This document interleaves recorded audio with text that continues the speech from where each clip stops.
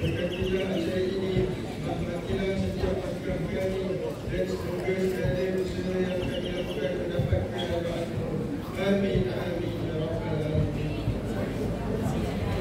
Majlis merakamkan ucapan terima kasih kepada Muhammad Darwich. Semoga dengan bacaan doa itu tadi, majlis kita akan berjalan dengan lancar serta diberkati oleh Allah Subhanahu wa Ta'ala.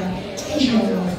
Seterusnya dipersilakan pembawa bendera kontingen yang bertanding untuk maju ke hadapan bagi bersama-sama mengiringi lafaz ikrar kejohanan yang akan diketuai oleh Mikael Ryan Beknur Hafiz.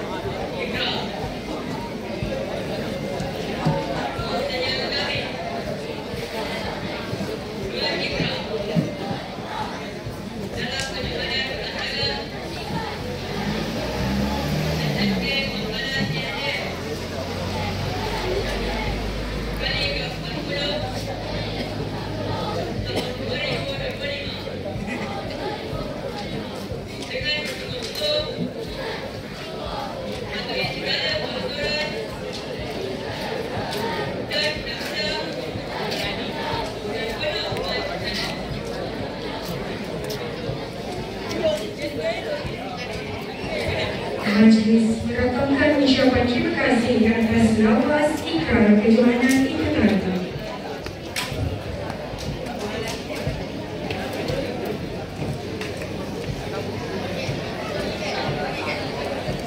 Seterusnya, majlis menjemput yang berhormat Tuan Pengetua Tuan Haji Hassan bin Abdul Ghafur untuk menyampaikan ucapan awal.